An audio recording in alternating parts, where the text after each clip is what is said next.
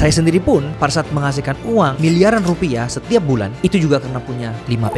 Jadi tanpa berbasa-basi, langsung aja aku jelasin. Nah, sebelum kita masuk ke rumus 5P itu, saya ingin tunjukin ke kalian grafik distribusi pendapatan yang ada di dunia saat ini. Karena dulu sebenarnya grafiknya itu seperti ini. Jadi seperti bell kayak gini. Nah, jadi ini lebih merata. Tapi gara-gara kita sekarang ada di era teknologi atau di era sosial media nih, maka grafiknya berubah seperti ini, yang sangat-sangat eksponensial, sangat-sangat berbeda. Teknologi dan sosial media merubah segalanya. Oke, sini saya jelaskan dengan grafik yang ada di dunia saat ini. Jadi, kebanyakan orang itu berada di area ini nih. Nah, ini adalah gaji, kita bilang UMR misalnya 5 juta ya, 5 juta sampai misalnya gaji berapa sih yang paling tinggi rata-rata 35 juta misalnya. Nah, ini adalah kebanyakan orang di sini. Ini yang udah bekerja. Nah, sedangkan yang di sini ini yang baru mulai atau yang kita bilang newbie.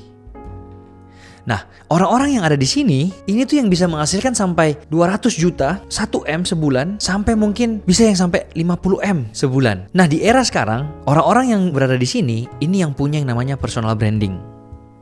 Dia tahu cara memanfaatkan sosial media itu bagaimana. Nah, setelah ini saya akan mengajarkan kalian bagaimana dengan rumus 5P tadi itu kalian bisa mencapai level yang ini nih. Yang orang-orang yang punya personal branding yang bisa menginfluence banyak orang dan tahu cara memanfaatkan sosial media di era sekarang ini. Nah, kebanyakan orang gagal itu kenapa? Karena misalnya gini, dia sudah ada di industri A dan dia lagi ada di posisi kerja nih. Dia lagi di sini nih. Terus dia melihat nih, oh, di industri B itu ada orang yang sudah sampai di tahap ngerti cara personal brandingnya nih. Dia sudah tahu cara buat uang ratusan juta miliaran rupiah di industri B. Nah, setelah itu dia yang awalnya di sini posisinya lagi kerja, dia pindah ke industri B. Jadinya apa? Dia jadi newbie lagi di sini, ya kan? Dia jadi pemula lagi. Nanti begitu dia sudah dari newbie, sudah kerja di sini, dia lihat lagi tuh, oh, yang di industri C, orang kok bisa sukses lagi di sana. Dia pindah lagi nih ke industri C. Di industri C, dia jadi newbie lagi di sini. Jadi sampai kapanpun dia nggak bisa fokus ke dalam satu industri dan akhirnya dia nggak bisa nyampe ke tahapan sini nih. Ketika kalian sudah masuk ke dalam satu industri yang kalian pilih dari awal, sebisa mungkin bertahanlah di sana. Kalau ada kegagalan pun, cari bagaimana solusinya. Karena saya yakin dan percaya